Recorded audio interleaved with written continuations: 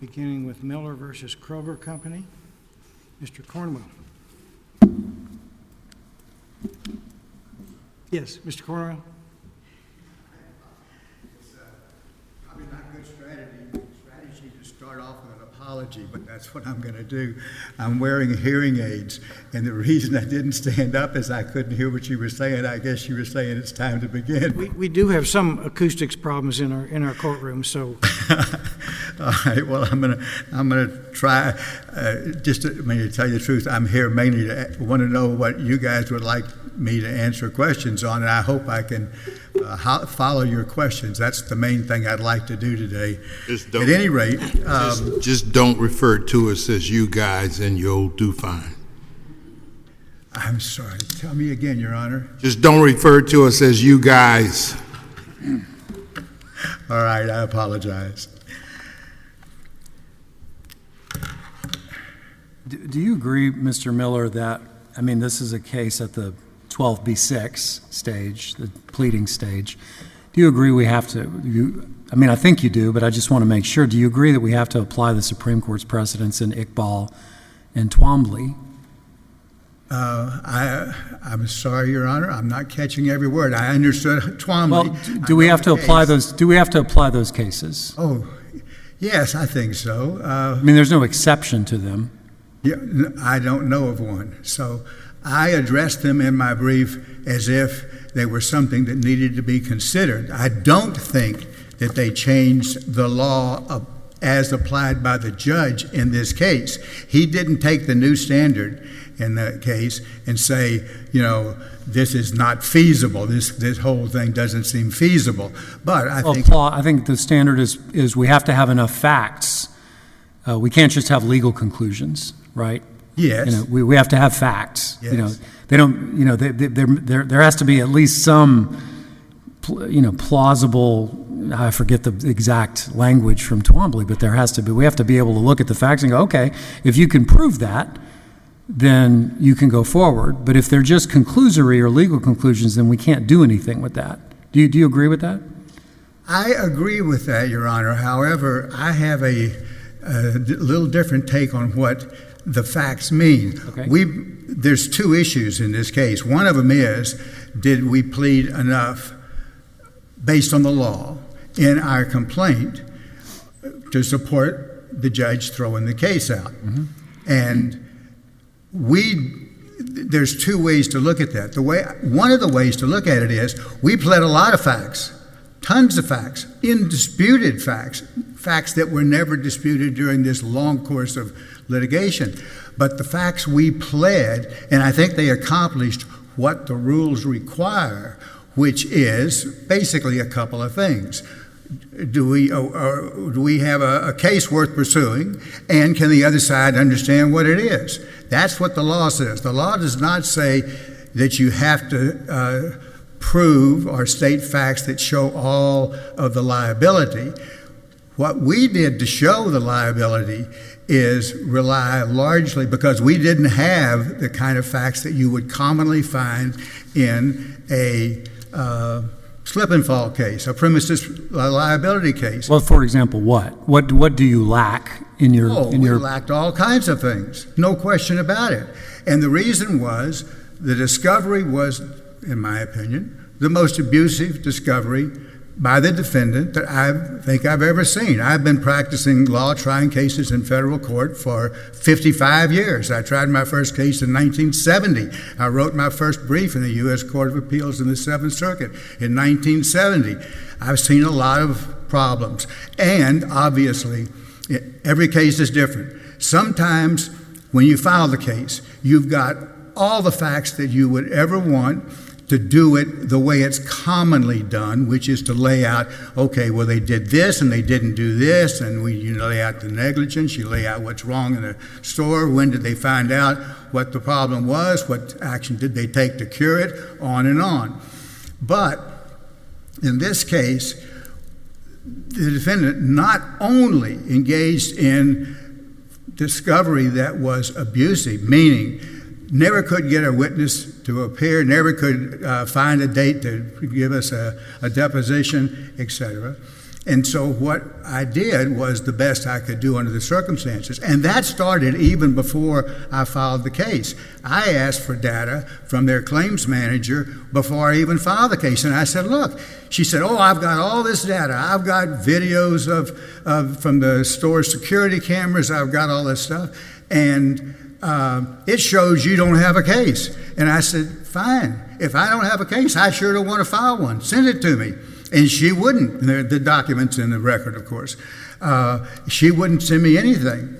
And then we find out, then the very first hearing we have in the case, the judge said, tell me about the case, Mr. Cornwell. And I took about 2 minutes, and what I basically said was, Your Honor, I'm here representing my son, Ryan Miller. And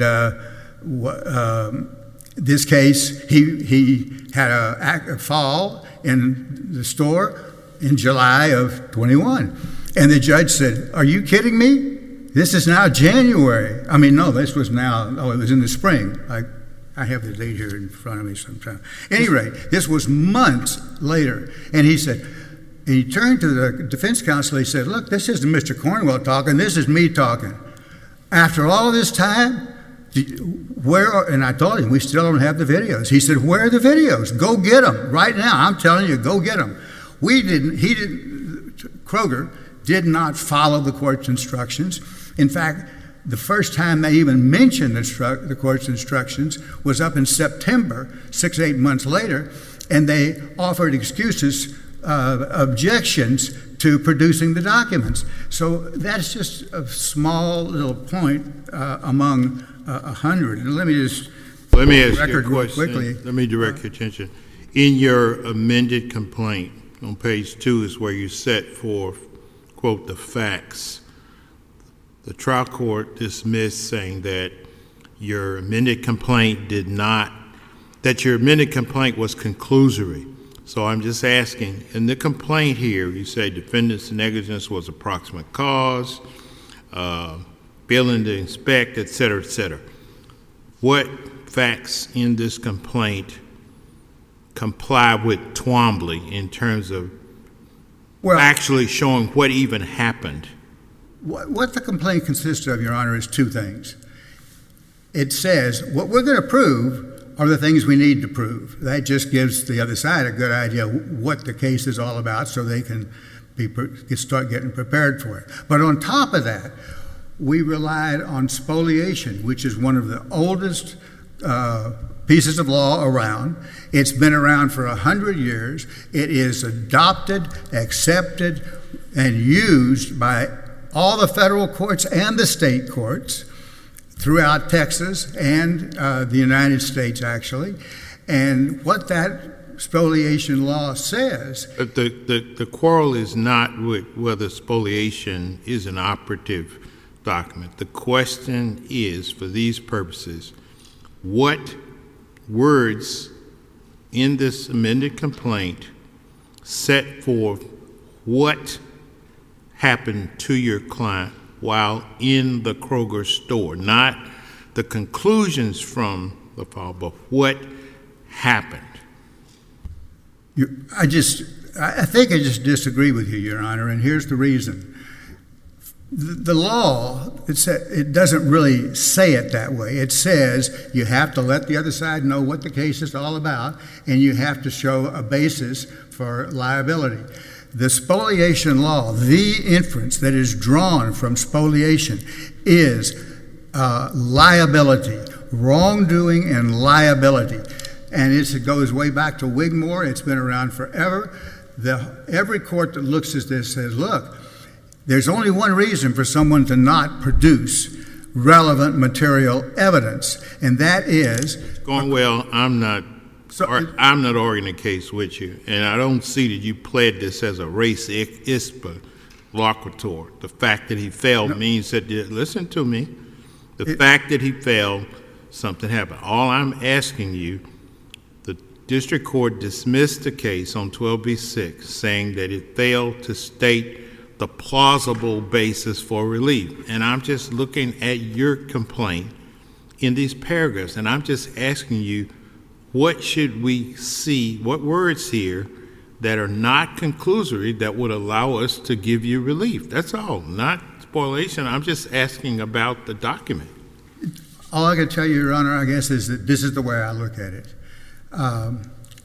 Kroger is, well, let me just tell you what Kroger is all about and what inference I draw from that, just for starters.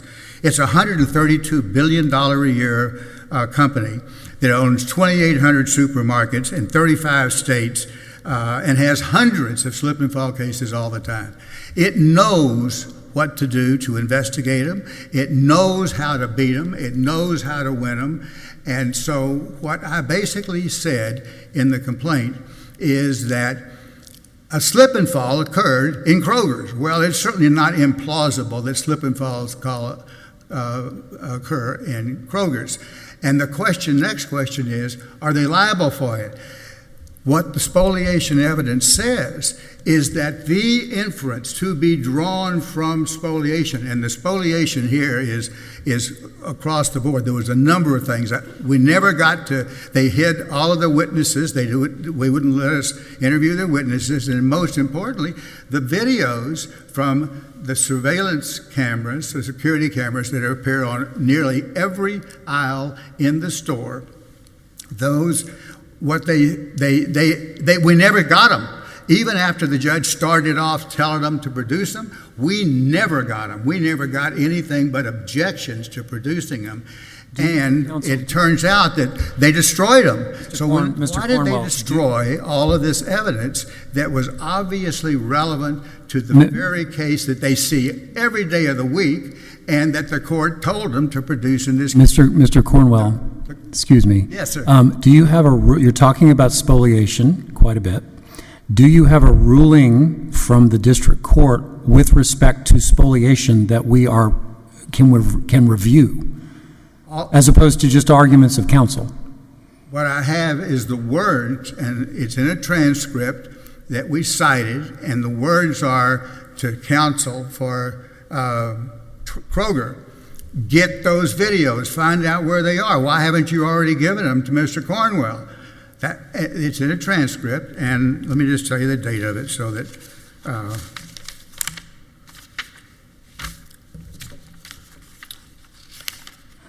okay, let's see here.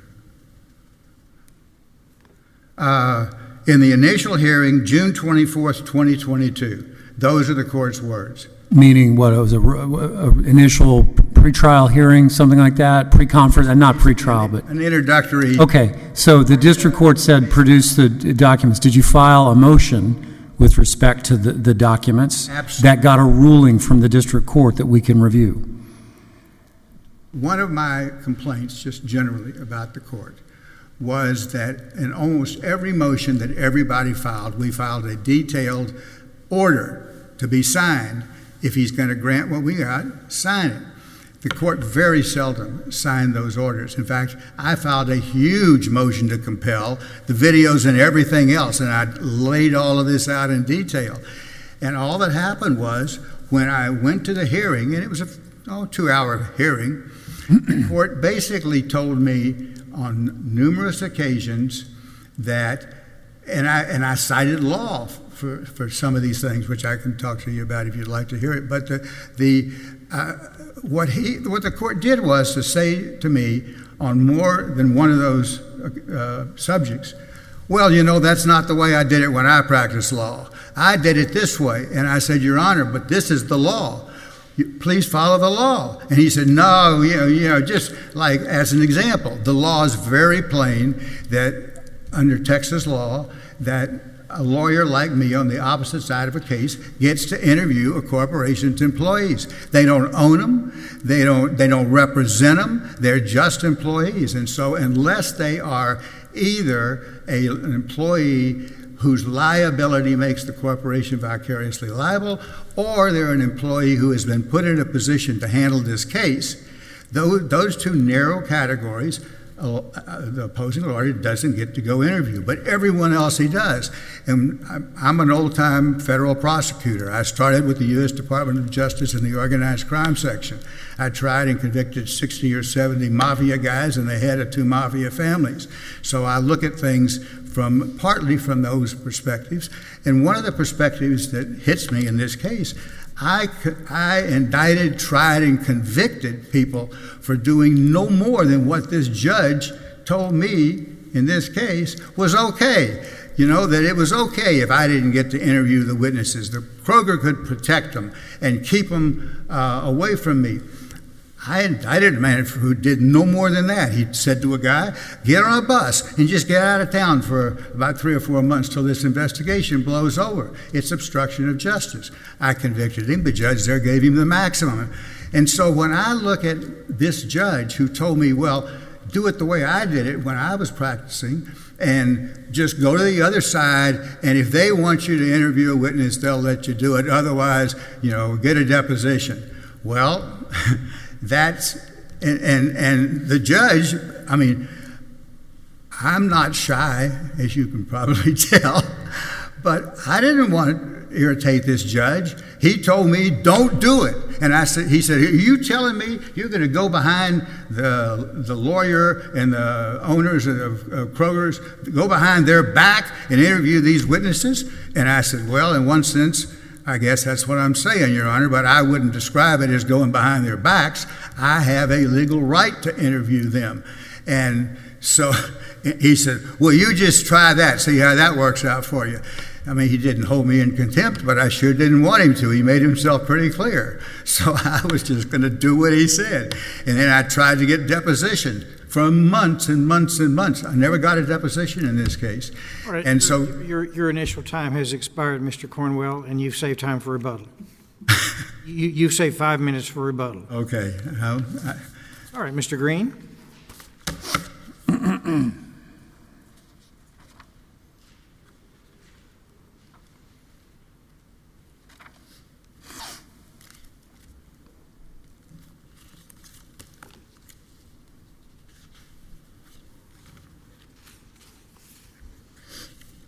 May it please the court. Your Honors, my name is Adraon Greene, and I represent the appellee in this matter, the Kroger Company in Kroger, Texas, LP. The issue before the court is quite simply whether appellant in his first amended complaint pled sufficient facts to state a claim for relief that is plausible on his face. Judge Duncan, you touched on that already. The cases that we rely on primarily, which are determinative here, are Twombly, Iqbal, and another case out of this court, Ackerson versus Bean dredging.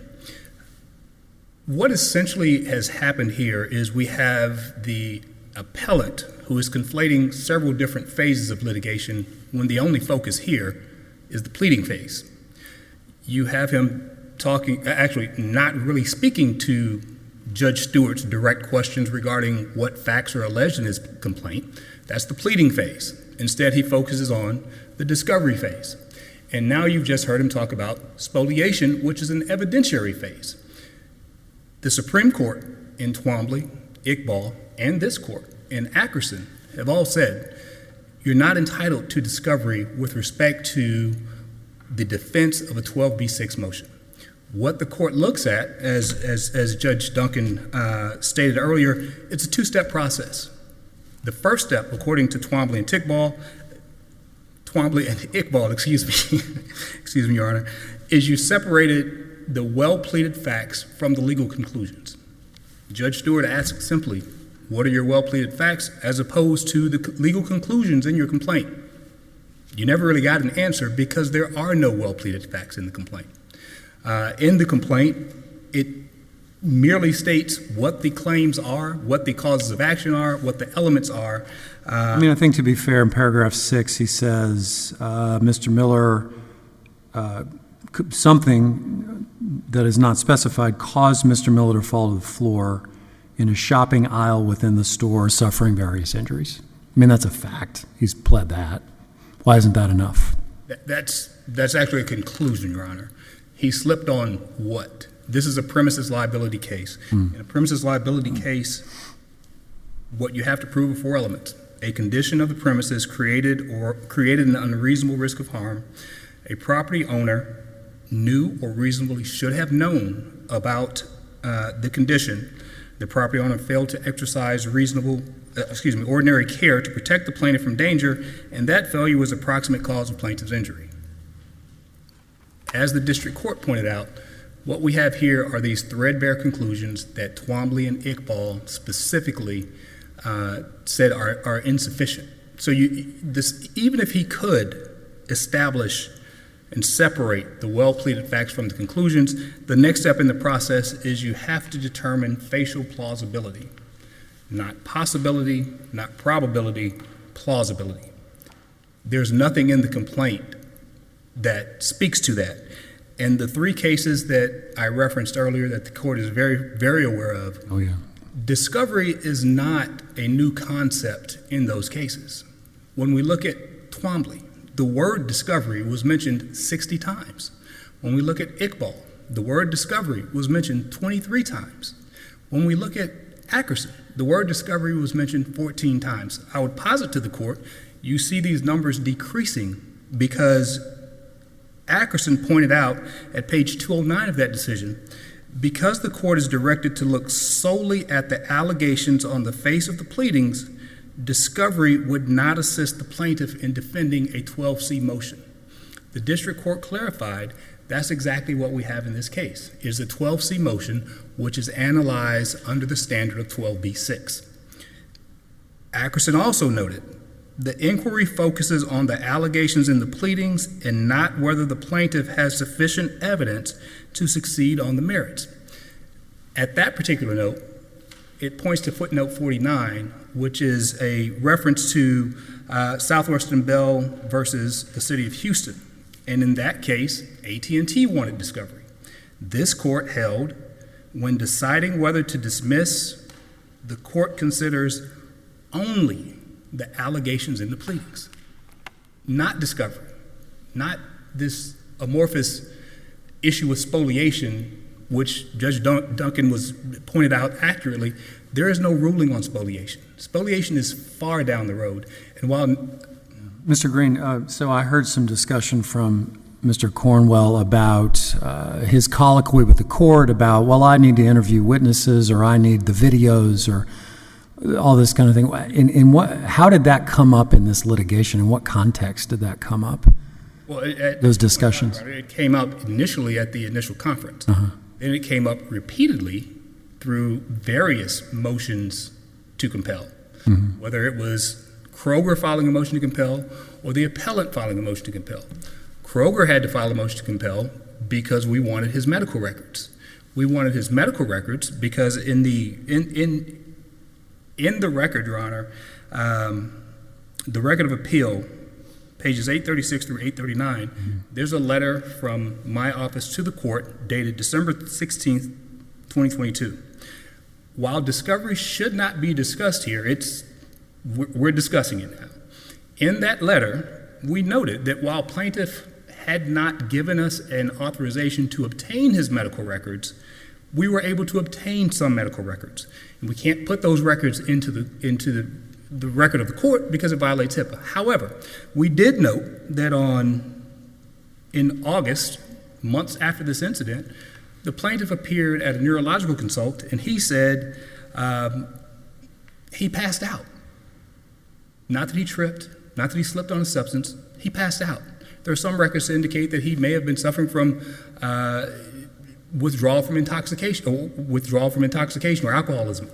We don't know because we never got those records. So the context cuts both ways, Judge. This was a contentious case. No, we did not want him interviewing Kroger employees outside of the presence of their counsel.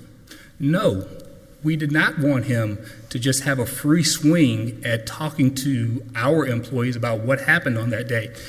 And also, Judge, I will point this out because, again, it was brought up in the record of appeal at page 902 during one of these hearings where the judge specifically went down and addressed what he said he didn't address. No, there's no order, but there's a transcript where the judge overruled and sustained certain objections. At page 902, the attorney on behalf of Kroger specifically told the judge, Your Honor, there is no video.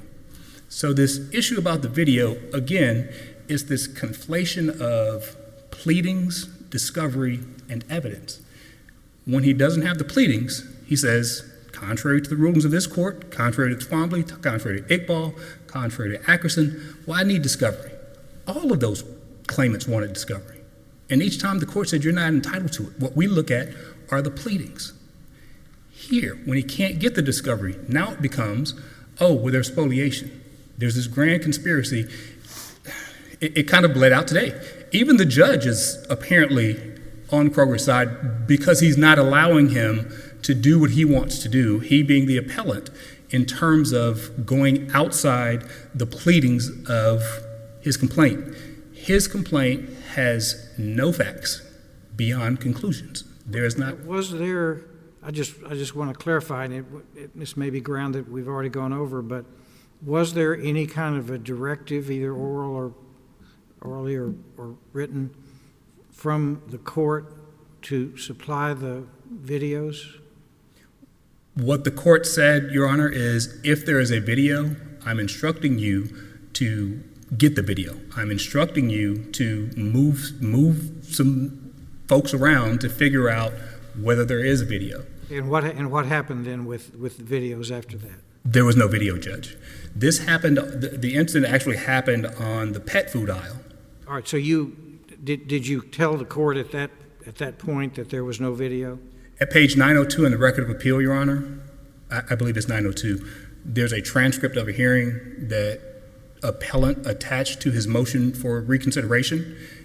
In that transcript, the judge goes through all of the discovery disputes that he is asking us, the appellant is asking Kroger to respond to. With respect to the video, Kroger responded, none. The court said, if that's your answer, that's what you're stuck with. And the flat out answer, Judge, is there was no video of this incident. There is no video of this incident. There never was a video of the incident. I have no idea.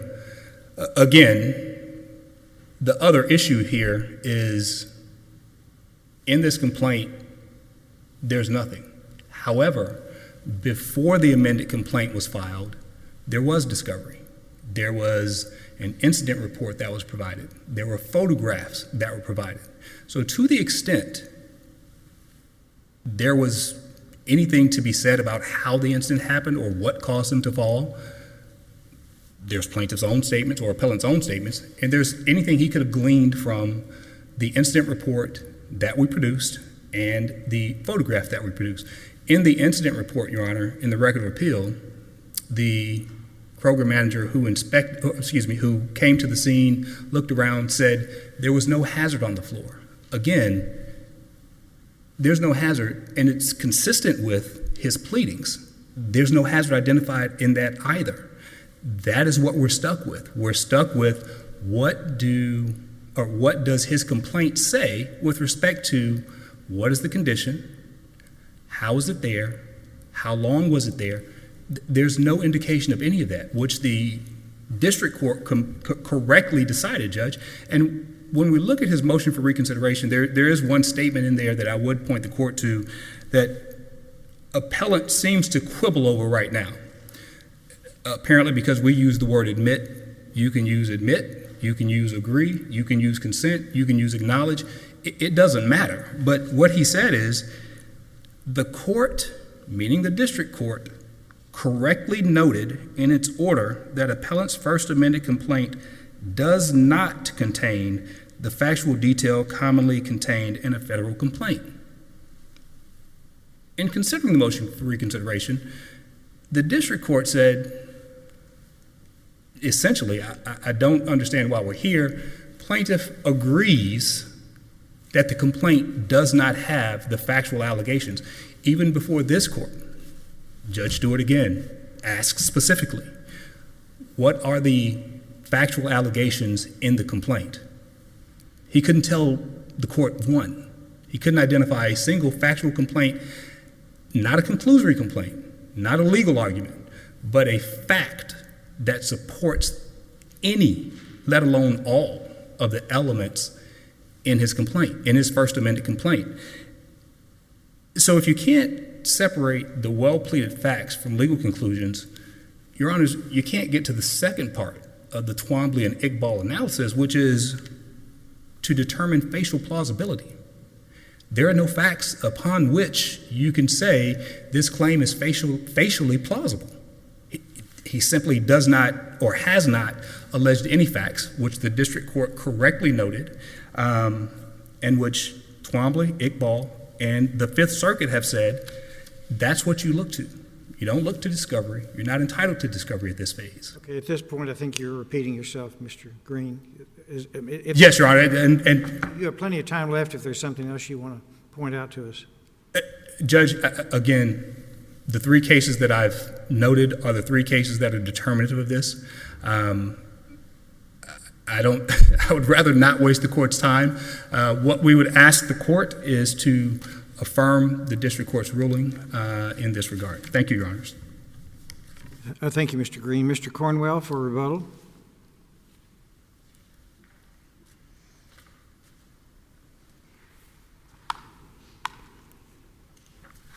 I don't know if I heard him correctly, but I think he said this was a 12B6 motion or that was attacked as a 12B6.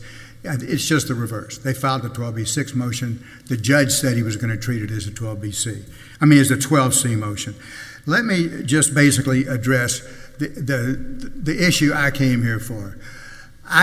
What I said below is that the kinds of things you normally see in a case like this, we never had our hands on. But they said instead, in fact, they said right here in their brief, but they said that we admitted to the court we didn't satisfy the federal pleading requirements. I've been trying cases in federal court, for 55 years. I've only been thrown out of federal court one time in those, twice, but the second one I got reversed by the Court of Appeals. I understand the seriousness of putting stuff in a complaint that you need to put in it. What we put in it, they kept saying over and over and over again, we never pled facts. We pled undisputed facts. The question is, what are the right inferences under the law to draw from those facts? I asked you that question. What facts? And you've yet to answer. The facts. Listen to me. Don't talk while I'm talking. I don't mean to interrupt, Your Honor. I asked you that. You're here on the 12B6. I said identify in this pleading, not the rest of this, but what's in here. You're on a 12B6, so just identify that while you're here.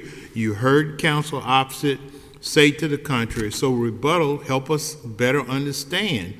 We're not opposing your view. We're just trying to understand from your pleading what keeps you in court in light of the case law. That's all. The undisputed facts that there was spoliation from which the court should have drawn the inference of wrongdoing and liability.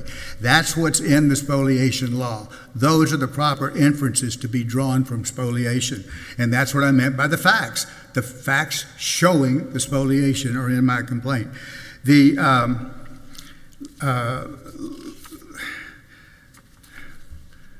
Let me just, let's see.